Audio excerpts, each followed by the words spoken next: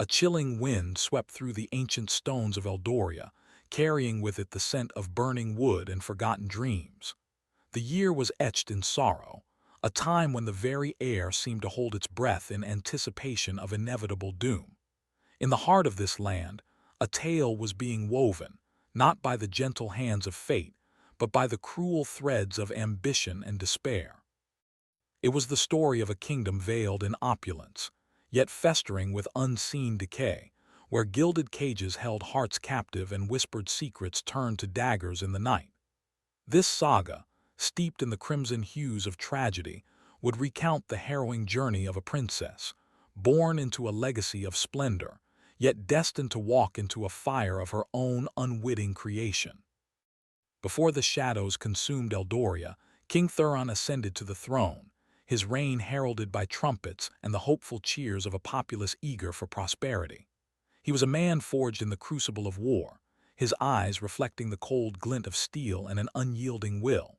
His conquests had stretched the kingdom's borders, his decrees reshaping the very fabric of society. Gold flowed like rivers into the royal coffers, and magnificent structures rose, monuments to his burgeoning power. Yet with each victory, a subtle shift occurred within him.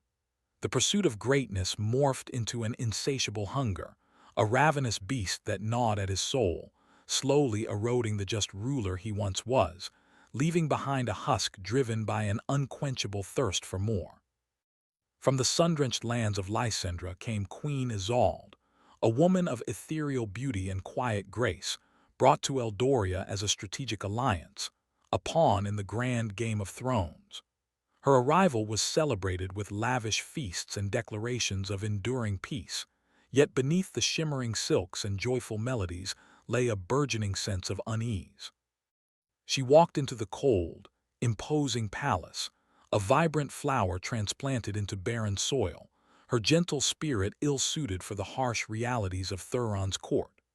Her smiles, once radiant, began to dim, replaced by a melancholic glaze in her eyes as she navigated a world dictated by power and devoid of genuine affection, a silent captive in a gilded cage. Then came Princess Lyra, a beacon of fragile hope born into a realm already teetering on the precipice of ruin. Her birth was met with tempered joy, a brief reprieve from the escalating tensions that gripped the court. With her hair like spun moonlight and eyes the color of the deepest sapphire, she was a vision of innocence, a tender bloom in a garden of thorns.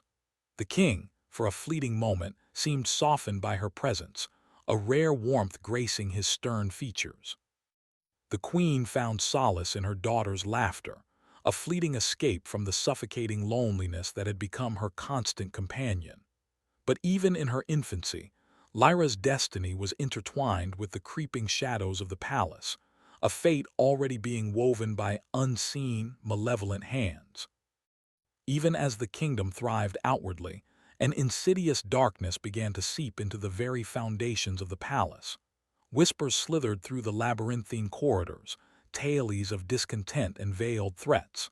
Servants moved with hushed urgency, their eyes darting with suspicion. The once vibrant tapestries seemed to absorb the joy, their colors muted by an unseen shroud.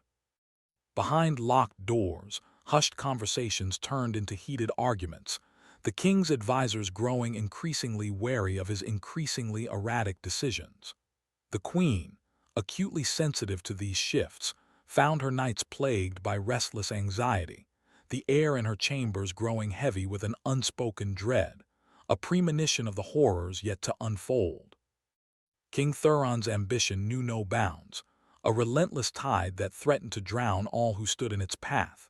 His gaze turned eastward, towards the prosperous lands of the Viridian Confederacy, a realm rumored to hold untold riches and strategic advantages. He began to divert resources, once intended for his people, into building a formidable war machine, his nights spent poring over maps, his mind consumed by strategies of conquest.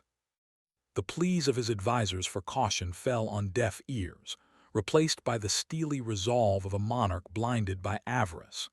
The initial roar of his triumphs had faded, replaced by the chilling silence of a man obsessed, laying the groundwork for a campaign that would prove to be his most devastating gamble. Queen Isolde's struggles were silent, an internal battle fought within the confines of her gilded prison. She watched, helpless, as the king's heart hardened, as his once noble aspirations twisted into something grotesque.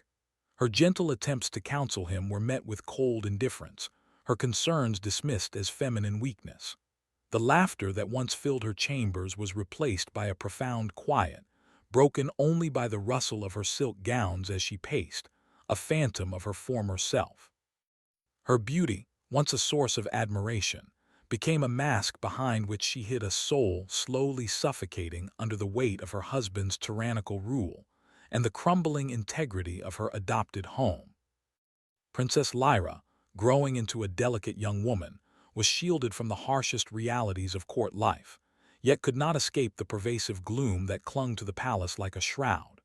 Her days were filled with lessons in diplomacy, etiquette, and the arts, preparing her for a future she believed would be one of peace and prosperity. But even in her sheltered existence, she sensed the growing chasm between her parents, the unspoken tensions that permeated every corner of her home. Her dreams were often troubled by vague fears, images of collapsing towers and whispered accusations, her fragile destiny unknowingly intertwined with the dark currents that swirled beneath the surface of Eldoria. Within the shadowed heart of the palace lay a forbidden secret, a truth so devastating it threatened to unravel the very foundations of the kingdom. It was a clandestine alliance, a pact forged in greed between King Thuron and a rival warlord, promising mutual destruction of the Viridian Confederacy in exchange for shared spoils. This treacherous agreement, cloaked in layers of deceit, was known only to a select few, and among them, Queen Isolde accidentally stumbled upon evidence of it. The revelation was a shattering blow, exposing the depths of her husband's betrayal and confirming her darkest fears about the true nature of his ambition. This knowledge became a burning coal in her heart, too dangerous to speak, too heavy to bear alone. The king's campaign against the Viridian Confederacy, fueled by his insatiable greed, proved to be a catastrophic miscalculation. What began as a confident march turned into a bloody quagmire, Eldorian forces decimated by a fiercely united enemy. Rumors of the Forbidden Pact had somehow leaked, sparking outrage and solidifying the Confederacy's resolve. The war chest, once overflowing, was now empty, the land stripped bare to fund a failing war. Discontent festered among the populace, turning into open rebellion as reports of mass casualties and brutal defeats reached the capital. The cheers that once hailed King Thuron were replaced by angry shouts, the foundations of his throne cracking under the weight of his colossal blunders. In the midst of the ensuing chaos, Queen Isolde's silent suffering reached its tragic crescendo. Exposed as the informant who leaked the Forbidden Pact, her act of desperate courage was met with swift and brutal reprisal. Stripped of her royal standing, accused of treason by a vengeful King Thuron, she faced a cruel and public demise. Her last moments were spent gazing towards her daughter's hidden chambers, a silent plea for Lyra's safety etched into her fatting eyes. Her death, a stark testament to the king's ruthlessness and the unforgiving nature of court politics, plunged the palace into a deeper gloom, her memory becoming a spectral presence, a constant reminder of sacrifice and shattered innocence. King Thuron's reign, once magnificent, crumbled into ruin, a king without a kingdom. The defeated army retreated in disarray, and the populace, fueled by hunger and outrage over the queen's execution, rose in a furious revolt. The once loyal advisors, fearing for their own lives, abandoned him, leaving him isolated and consumed by paranoia. He paced the empty halls of his once grand palace, now scarred by fire and siege, a ghost in his own dying realm. The weight of his betrayals, his greed, and his cruelty bore down on him, stripping away his pride, leaving only a hollow shell of the man who had once commanded an empire, now awaiting the inevitable, horrifying culmination of his folly. Princess Lyra, now orphaned and alone, bore the crushing weight of her family's downfall. The people in their rage saw her not as an innocent, but as the last vestige of a tyrannical regime. She was taken from the ravaged palace, her pleas unheard amidst the clamor of a vengeful mob. Her fragile beauty, once her mother's solace, now served only to highlight the tragic irony of her fate.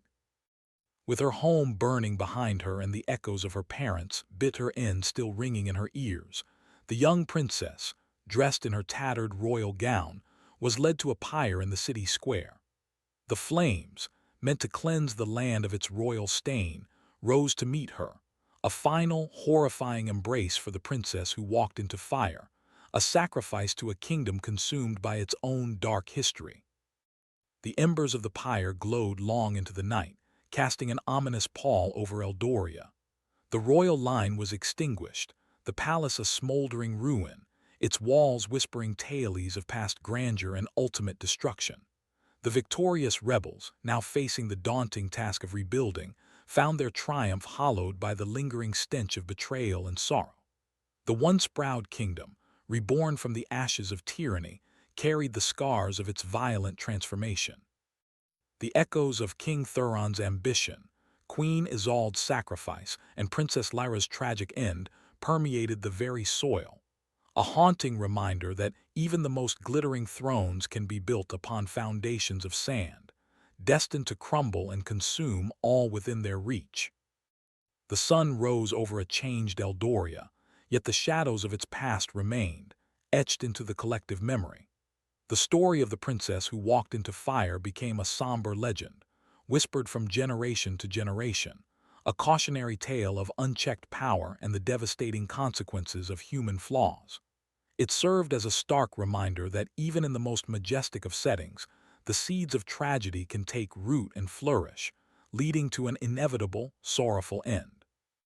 The legacy of King Thuron, Queen Isolde, and Princess Lyra became a permanent stain on the annals of Eldorian history, a testament to how betrayal, greed, and cruelty can extinguish the brightest of lights, leaving only desolation in their wake. History bleeds, and its echoes are written in the cries of kings, queens, and lost princesses. This was the Fear Room. Don't forget to subscribe and like for more dark history tales.